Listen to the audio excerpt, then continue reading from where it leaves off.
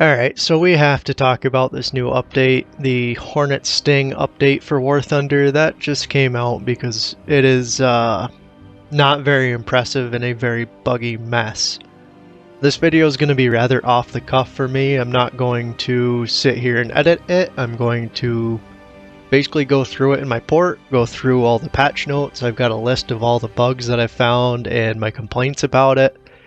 And I'm just going to go off the cuff with this and basically voice my complaints and concerns about this, because this is a rather messy patch that made a lot of changes that people weren't really sure of per if they were going to like them or not. And when it released, it was just an absolutely buggy mess that really shouldn't have released in the state that it did. So I do have a little list of the bugs that I found off on my second monitor here, and I'll just run through those quick and I'm going to stay fairly specific to naval because a lot of people have already covered the ground and the air problems. If you do want to look at those, I highly suggest Bowtime's video on that. He did a great job of just quickly summarizing them, and he kind of did it off the cuff like I am too. But I highly suggest it because some of them are rather funny per how the hell did they get to the live server in this state, especially with some of the new vehicles. And I'll focus on naval because we kind of get ignored over here. But for the bugs that I've found, this new aiming system has a lot of issues with it where the shells will just randomly miss, and they don't give you a reason why or how to compensate. It'll just consistently miss to the left or the right of your aiming pip over and over and over. So if you are aiming for a specific part on a ship, like say a magazine, you might just completely overshoot and not even hit the ship because it hit, in front of the bow or behind it, and nothing can change. Your enemy speed won't change anything. No turning, nothing. Shoot the same spot again, and your shells do the exact same thing. And it's really frustrating to see this when they said the system would just be, point at the spot you want to hit and let her fly. But more on that later because I'll get into my actual critique of this aiming system. I've kind of already beat it to death a little bit, but I do want to talk about it again now that I've had experience with it on the live server, because there is some ways to kind of mess with it. But in testing this, yeah, there's no reason these shells should be missing. And it's very repeatable when it starts happening that you can just consistently miss by the same distance over and over despite wherever your aiming pip is. And it's just really, really frustrating. And to add on top of that, if you're trying to aim below the water line, say if you aim at the water just below the ship, you could miss by 1/4 of a kilometer because, you were a couple pixels too far. And the game has no real way to compensate for that little bit of distance. It has no way to tell you anymore that you're aiming 1/4 of a kilometer in front of the ship versus, right at the water line. So it's devolved everybody into just shooting at the upper structure of the ship and not really penetrating into very deep boiler systems or magazines and stuff like that, which does make ships survive longer, but it is a problem when you're trying to hit that because you want to decimate the ship that's, gunning you down, like say a Des Moines, and you can't hit it because your shells are now hitting 1/2 kilometer ahead of the enemy ship because of the 2 pixels that your cursor was over in the water. So highly, highly annoying bugs with this system. Other bugs that I've found are ships sailing with the props completely out of the water. This one might be fixed. I know the first couple days of the patch, it looked like the ships were just pivoting. Like if your bow started to sink, it looked like you were pivoting on a center point and your props would be hanging out of the water and you're still sailing at full speed with your bow completely under. I saw it a lot with like Cleveland bots because everybody likes to shoot the bow on those. And it was entertaining, but very, very unrealistic when, the props are out and it's still sailing at full speed, and that's not how ships sink. But this one might be fixed because I think last night the ships were sinking a lot more evenly keeled. On top of that, wrecks are not sinking or disappearing in a timely manner. They're kind of sitting on the surface like they sank in shallow water and not going away, which I think messes with the new aiming system a little bit, because if you hover one of those, it might consider that a target, or at least your aiming point. And it probably adds to the FPS drops that people are seeing, which a lot of this is, you know, when you first load into the match, the first explosion of the match, or the first new effect, the game like throws in all the shaders to compile right then and there, and it really bogs down your FPS. It'll freeze up for a split second, and it'll kind of go back to normal. But it's really, really awkward, and you see it not only in naval, but in air and ground. On top of that, massive server-side stuttering was noticed in the first couple days, where it was like you were playing with, I don't know, 1 to 4% packet loss. I had a match where everybody was just sitting there complaining about it because it looked like your ships were playing on a slideshow, even though everybody's ping was fine, everybody's FPS was fine, and everybody's packet loss said 0. So it was definitely on Gaijin's end, but I haven't seen this one lately. Though I have seen quite a few server crashes lately, which while it was happening before, it seems like it's a lot more rampant now. We're kind of back to where it was a couple months ago, where every few matches the game will just crash out. You'll have to restart and hope you get back into it, otherwise you lose whatever booster you had. Another annoying bug that I've seen is camera shake ignoring your settings. Most people have this set to 0 because the camera shake is rather annoying, but right now the game's acting like everybody has it turned up to 5, and every time a shell goes near your ship, it shakes your screen all to hell, which does affect the new aiming system. Imagine that. Yeah, it's just really annoying, and it's completely ignoring that setting. You would think they would fix that by now. As for other things in naval, your shells, when you fire them, are just disappearing sometimes, so you really can't see them flying through the air. And on top of that, the enemy shells are doing it as well, so you can't see return fire coming back at you and dodge it in a timely manner. This is very freaking annoying. At least if you have the green tracers turned on, the smoke trail that kind of shows up a little ways out behind your shells, it helps a little bit to tell where you're aiming, but when you can't see any of your shells whatsoever, it really hurts for trying to adjust where your aiming is, especially with how buggy the new system is. Another big one for naval is your manual target selection for your anti-aircraft guns or your secondaries if you have those set to automatic.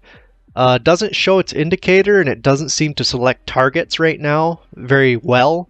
You can kind of select a target multiple times before your guns actually decide to target that specific thing. And honestly, I've taken to just turning my anti-aircraft guns onto aircraft only mode if there's a plane up, because otherwise they'll just get confused with shooting ships. They won't engage the plane, and if I try to tell them to shoot the plane, they might just ignore it, and I have no indicator above the plane to tell me if I actually targeted it or not. I don't know why that broke. They didn't touch the system. Another very annoying thing. Speaking of other things they didn't touch, this one was a funny one that they did fix. Northampton was sinking faster with the pumps on in the ship. I'm not sure how they managed to break that when they didn't touch the ship at all. I don't know how they managed to do that in the first place, but that is a rather annoying bug for anybody trying to grind out that ship, because it was kind of already annoying in the first place. And kind of last and certainly not least on this list, and it's one that I found out while I was testing some of the stuff that's actually in the patch notes that we'll talk about. The Mixture's 3-inch guns that are secondaries that fire with the main battery do not continuously fire if you hold the mouse down. They might fire once, they may fire twice, but you basically have to click every time you want the secondaries to fire with the main batteries on that destroyer. And if you've seen any of my videos on the Mixture, those are very fast firing secondaries, so you're going to wear your mouse out extremely quickly playing that ship right now. And I'm sure that goes with the premium variant as well, assuming it has the same setup. And I was testing that versus one of the changes they made in the patch notes, and I thought it was kind of funny because they made that change in the patch notes for an odd reason. But we'll talk about that when I get to the patch notes.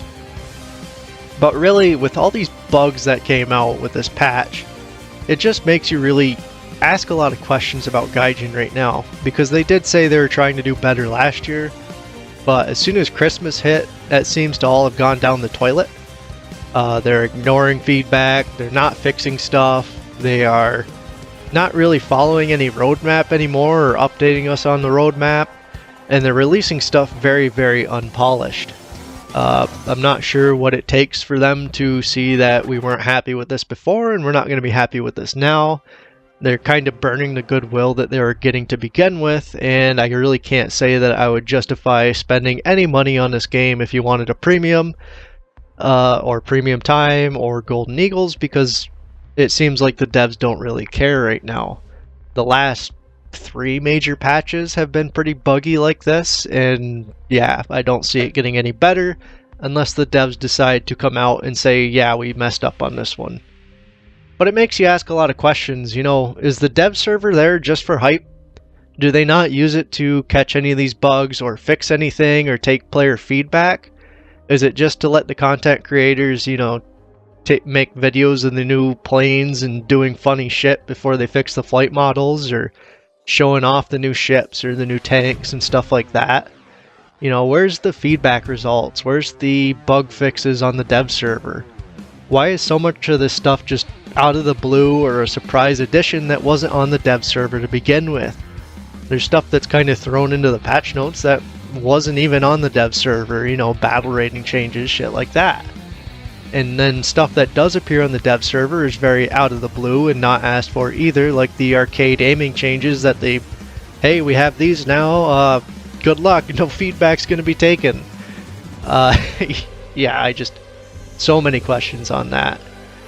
And then even after that, how the hell does it make it to live where, you know, your new $70 or $80 premium plane gets into a match, launches one missile, and crashes its entire game for the player that bought it?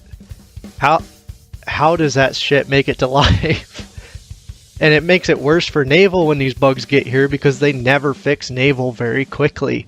We seem to deal with these bugs for months on end before they get around to fixing them. I realize we're a less played mode, but, you know, the repair always stuck on bug was around for, what, 3 months before they kind of ghost fixed it and didn't really mention it in any of the patch notes. It just doesn't happen as much anymore. So we don't really get the attention that the other modes do, so these bugs hurt us a lot more. And it really hurts them retaining players to this mode when all the players that are playing it already are just hounded by bugs all the time and lose interest in playing it in the first place. Which really sucks, because they are adding in some nice ships lately, and I would like to see more people get into this mode. But that's enough of me complaining. Let's get into the patch notes for this and go through some of the new stuff that they added, some of the nice stuff they added. Not just the bad, there is some bad. But flipping over here, we have some new additions to the ships. It is the USS Colorado. I'm just going to go through blue water here. We have the HMS Warspite, the IJN Matsu, which is an early Japanese destroyer. Well, not early war, but is it early in the tech tree Japanese destroyer. And this Italian destroyer that I'm not going to try to pronounce because I will butcher that, and I don't know a lot about the Italian destroyers yet in the first place, so I can't speak on this one. But the other 3 I can look at and speak about. So let's pop back to the game, we'll go over to the US tech tree, and we'll go down and look at the Colorado. And needless to say, I feel sorry for anybody that ground out the Texas and the Arizona, or are planning to get this thing. Because, well, you get the same secondaries that the other ones had in open casemates, which means they're always going to be destroyed, especially with how dangerous the bots are now with their high explosive. You get very abysmal turret rotation at 2.7 degrees a second, and you keep the very same slow reload rate as the 14-inch guns with these new 16-inch guns. I can't really say if the 16s are going to be any better. I found the 14s really annoying. Granted, that was with the old shelf light mechanics, and I haven't tested them since then, but still, I'll be curious to see if these are any better. I know this is going to be a very survivable ship, but it really feels like it is a Arizona 2.0. I mean, you kind of have to grind through these, and then you get to this, and it's the same slow, ponderous ship with a lot of armor that's going to take a lot of hits, but you're not going to do a lot back. I really hope the 16-inch guns make up for that, but I really can't confirm that right now. I don't think those secondaries are going to be helping you much at all, and I still think the anti-aircraft gun situation on that is rather light compared to stuff like the Tennessee or the Alaska that you could be playing instead. Even though you have to deal with the 14-inch guns on the Tennessee, and the Alaska only gets 12s and it's a battle cruiser, these I still think are much better choices due to their secondaries and anti-aircraft, especially the Alaska with its speed and how annoying it is to kill sometimes. But overall, I'd say, yeah, you kind of lost out on this one for the US tree because you have to grind through these two first, and this one doesn't seem like that much of an upgrade. Yeah, not really a big win for the US line in this patch, in my opinion. We are getting 16-inch ships, that's a good sign. We could be getting stuff like the South Dakotas, North Dakotas, stuff like that in the future, or rather near future. I'm assuming they're going to come after the Alaska. But for now, yeah, I still don't see a lot of fun in the end game of the US line. But let's go over and look at the Warspite. I was very interested in this ship getting added because I do like the Warspite. It was one of my favorite ships in World of Warships, and I think it'll actually still be rather good here. It's very well armored. It is fairly slow and ponderous, I think, but the armor, the guns, 15-inch guns with decent rounds it seems like. They do turn rather slowly, but they do have a faster fire rate than the American counterparts. So I think this thing will be rather good overall, though I can't really say too much about the British ships because I haven't played them yet. Either way, I think the Brits definitely won this one, though I don't see the secondaries as being very survivable long term. Those seem very easy to take out. You have a kind of a smattering of anti-aircraft guns, and like I said, I don't have a lot of experience with the British ships yet, so I can't talk on whether the anti-aircraft for this thing is going to be good or not. But I would definitely say the Brits have a good one with this, I think, and you might be the winners of this patch per naval additions. But lastly, I want to go over to the Japanese tree and talk about the Batsu. This thing is, well, it's a late war escort destroyer, I believe, but I think it'll actually be kind of decent in the position it's in. It only has 3 guns, which is kind of a shame. They are 5-inchers that shoot a little bit faster than the other Japanese guns, though they are in open turrets, so they should be fairly easy to take out. You have a decent smattering of the 25mm morale boosters. They're not great anti-aircraft guns by any means, but the highlight of the ship is actually right here in the middle. That's 4 Type 93 torpedoes, and this is the earliest ship to get these. So on top of your guns having a slightly faster rate of fire than the other Japanese guns, and by slightly I mean like 2 seconds, it's not a lot, but you have Type 93s, and you're the first ship in the line to get Type 93s. There's nothing around this tier that has those, and this is a tier where players are still learning the game and don't know enough to turn, and Type 93s are very, very scary. So I think that the 4 Type 93s that this gets, while it's not a lot, and the firepower in general is not a lot on the ship, I think they'll still net you quite a few kills. So this might be a sleeper ship that would be cool to play in the future.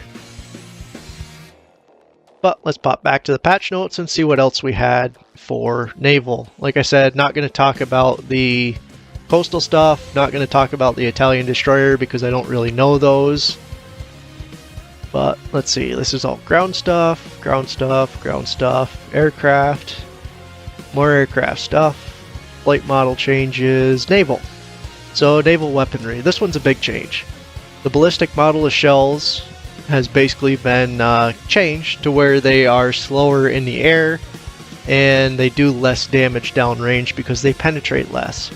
So basically everything across the board has higher arcs of fire, longer flight times, that kind of thing. You'll definitely see it with your secondary batteries where, you know, if before the patch they lined up with your main batteries per flight time and trajectory, they'll have a lot higher arc than your main batteries now. I've seen it a lot with the German ships that I've grinded. The new aiming system does kind of account for that. I haven't tried the 5-inch on the American ships to see if it adjusts for it enough at long ranges that you can just kind of shell stuff with impunity. But definitely on the German ships, it really doesn't, or how should I put this? It corrects itself for the secondaries rather than just aligning them with where the main batteries are firing and letting them fall behind the enemy ship. So it is at least smart enough to adjust for the trajectories of the smaller guns that have a lot higher arcs now versus the main guns that you're firing at the same time. So you won't have to, you know, lead the enemy ships just to get your secondaries to hit. I don't know what the second change is though. The dispersion parameters being changed to, or not even changed, they just say corrected. I don't know what they corrected. I haven't seen that much of a difference. And they really don't specify, which does not help at all. Moving on, that's just a gun change, or ammo change. Kinetic penetration for high explosive shells, 20 millimeters or higher. Being able to penetrate thin armor, so basically if you're shooting at a destroyer with a battleship, they're going to get absolutely shreked.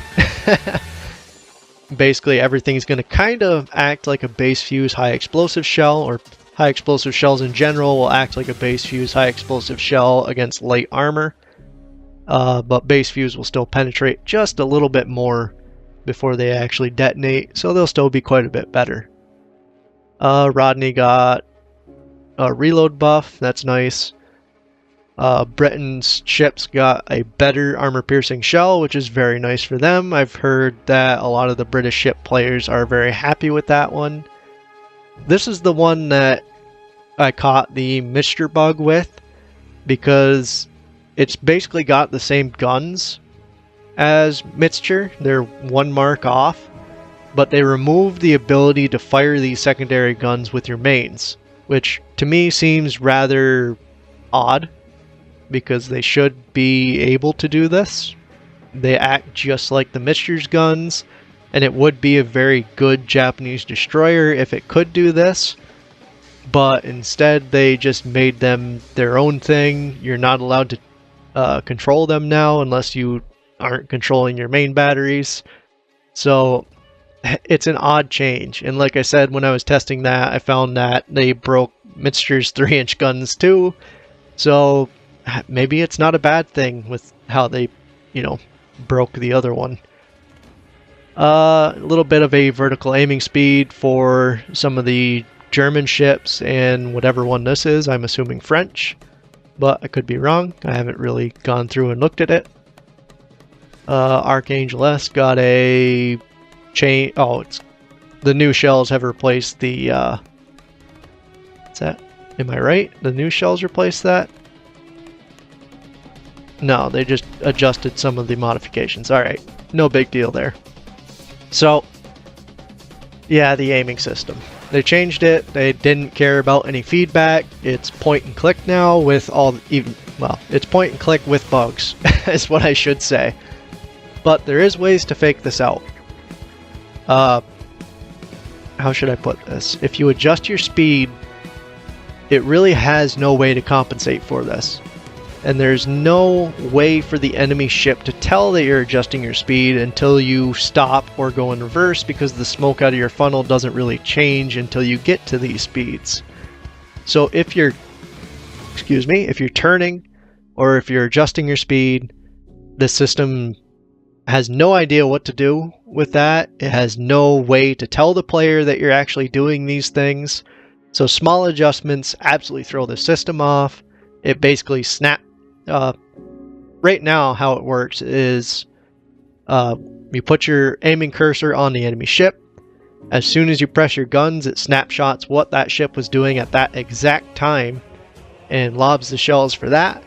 And if small adjustments, or if the enemy ship makes small adjustments in that time period between travel and actual landing, your shells are off in nowhere's land because it really can't calculate for that, and it has no way to tell you to change for that unless you can tell that the enemy ship is slowing down or speeding up.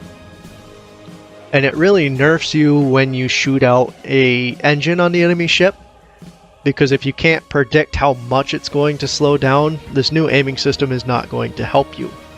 You'll basically be overshooting it every time because the ship, or the enemy ship that you're aiming at, is constantly slowing down, and all your shells are going to hit way forward on the enemy ship.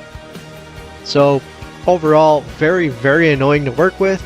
It gives you a lot less information to work with per why your shells missed, and just the bugs in general make it a lot more annoying and frustrating to deal with. Is it totally bad? It's not as bad as I thought it was. I will admit that. You can still dodge shells, but it just feeds you a lot less information, which is a lot more annoying in my opinion. There's no feedback on why you actually missed the enemy ship, because you can't tell if that enemy ship slowed down, or if your game just decided it didn't want to aim today and you missed. Fuck it. The next major change, the hulls of the ships had their strength mechanic added. It says returned. I never saw this in the first place. Basically, other than the bow and the aft section, your ship is divided up into sections that can be quote-unquote destroyed. And if you lose 2 of these, it starts a permanent flooding in your ship that will just grow as more and more sections get destroyed. When I first heard about this, I thought it was going to be a problem. I thought you were just going to be able to point at different sections and destroy them, and that would sink stuff, kind of like the cargo ships or coastals, where you can just point at different sections, and once enough sections are destroyed, that ship sinks. Not entirely true with this, and I found it to be rather inconsequential. I've only seen a few cases where hull sections have actually been destroyed by fire, enemy fire I mean. It seems like torpedoes will do this a lot better than just shell fire. Maybe magazine explosion or shell room explosions do it a little bit too. But really, I haven't seen a ship die to this yet. The permanent flooding is not substantial. If you leave your pumps on, it will basically overcome this and continuously overcome this until you lose more and more sections, which is, like I said, hard to do. For the most part, I've seen crews get taken out before the actual sections get taken out. And I thought that I'd actually get to experience this last night because, popping back to the game here, grinding the German line, and of course this is the ship I'm using currently. Let me just butcher this name, Ersatz York. But there's no torpedo protection on this. It does have very thick sides and coal bunkers behind it, but there's no torpedo protection. And last night I took, I don't know, like a spread and a half of Type 93s from a Japanese cruiser right to about here. And it decimated all those sections on the front of my ship. And I figured, yep, I'm going to finally experience the sinking mechanics that this caused. And then I repaired all the flooding. And then I repaired all the breaches, pumped out all the flooding, and basically ran my pumps the whole time. And they could do nothing to sink me. So really, despite them somewhere down below, down here, saying torpedoes now have hydraulic effects and are quote-unquote more deadly, no, this is a huge nerf to torpedoes. If they don't hit your magazines, they're basically going to cause you to constantly be pumping your ship out if you get hit with enough that it breaks enough components, or not components, compartments, sections, whatever they want to call it, sections, I guess. If they break enough compartments, you'll have permanent flooding, but it doesn't actually sink you. And the permanent flooding that we had beforehand was actually a lot more dangerous than this. So really, overall, you're a lot more buoyant than you were before. This change is rather inconsequential, and this change is rather inconsequential, short of maybe detonating magazines. I know it says that it remains the same, so I would assume that magazines are still easy to detonate, but at the same time, you're not going to die from sinking. This one's just a bug fix that, for some reason, they broke it so that enclosed turrets were getting damaged by nearby fire. Yeah, that's probably a bug that's been there for half a year that they didn't fix. Repulse. Flooding scheme has been fixed. So basically they're saying they didn't have a good model on this for a long time. That's kind of an odd one. This one's a quality life thing. I don't suggest turning any of those off. This one's not quite a naval thing. Following the roadmap, you get the ability to recycle inventory items. It's not a naval thing, but it is very important to look at. So popping back to the game here, you can go to your items and go all the way to the right at the top, and you can recycle items in your inventory if you didn't want them. Say I didn't want this 10% all teammates booster or this 30%, I could recycle both of these, and 2 for 1 you can, well, obviously I got 2 down here that I've already recycled. So if you recycle 2 things, you get 1 out of them, which, yeah, it's great a lot of times. I mean, if you like your wagers or you like your orders, you can get a bunch of those from it and recycle the ones you don't like. You can get universal backups. I think, though, that they added in these nation universal backups as kind of a filler for it, because you get these a lot. So I think these are kind of the common prize out of this, you could say. But it's basically a little bit of gambling with all the stuff that you don't want. So if you get, say, a discount on a vehicle that you know you're never going to buy because you don't want to spend money on this game, you can just recycle that. They will sit in here until you decide to recycle them. I haven't obviously played this through a major patch yet, because maybe a major patch will, delete all these, which it's Gaijin, that wouldn't surprise me. But for now, you can just kind of leave them recycled until you actually want to use them, because they could be boosters that you want to use in a naval battle when you, say, are sitting down to grind for an event or something like that. But let's go back to the patch notes. Naval battles. They increase the Silver Lions and research points rewards for killing the Gaijin bots.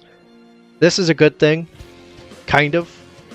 In my opinion, at first I thought this would kind of encourage the bot players to come back and farm Silver Lions, especially with the new arcade aiming system, making it a lot easier for them to program those. But at the same time, a lot of people were laughing about AI controlled ships not differing much in their combat efficiency from players. It kind of seems like an insult from the devs, but it's not, because they buff the bots, let's say. They allow them to use their main batteries now. They kind of fed them the ground assault arcade AI, where they'll actually shoot you and not miss. And they also allowed them to use armor piercing on some of their ships, so they will detonate your magazines or just clear your deck with high explosive, and they are rather annoying to deal with. So they are quite a bit more threatening than they were before. It's not as threatening as an actual player, but they are more dangerous. So it kind of warrants the increase to the Silver Lions and research points, in my opinion at least. Reserve boats got changed, yeah. Here's a bunch of battle rating changes that they never really talked about. Invincible got moved down to 5.7. Can't really talk about that because I'm not a British player yet, I guess. But this is a huge list of the early battleships that got reduced from 6.3 to 6.0. And I actually agree with a lot of them. I'm not sure about the French ones. I'm not sure about the British ones. North Dakota stands out to me as didn't really need to go down. It's kind of a better ship than most of these other ones.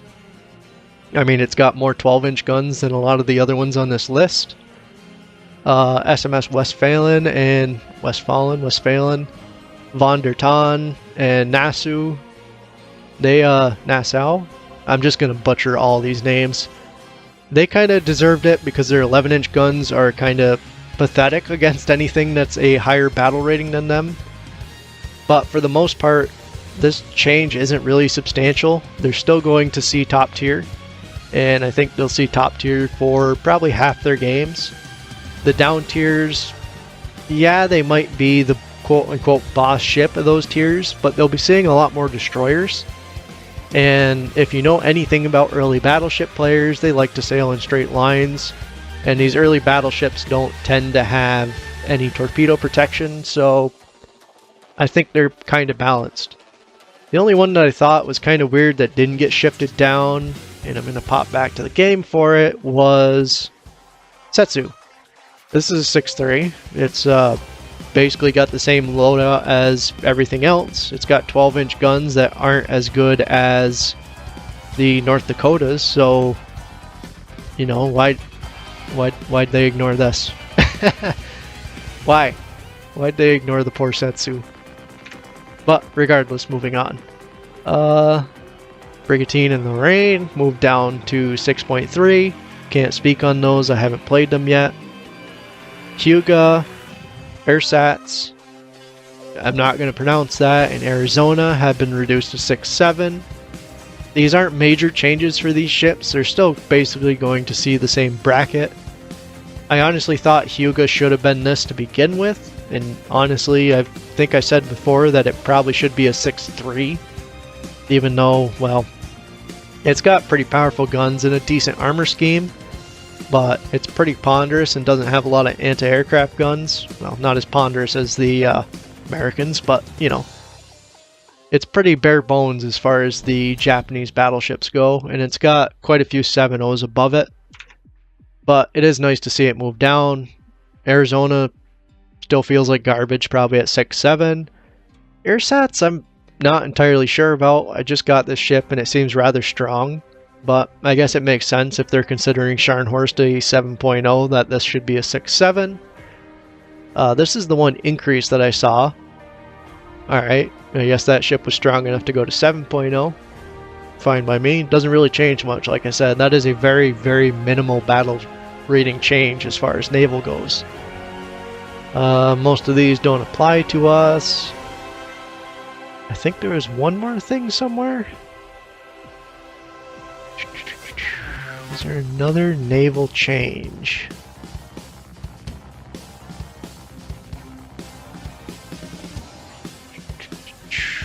Maybe not. Just a sound change. Alright, so that's basically everything from this patch.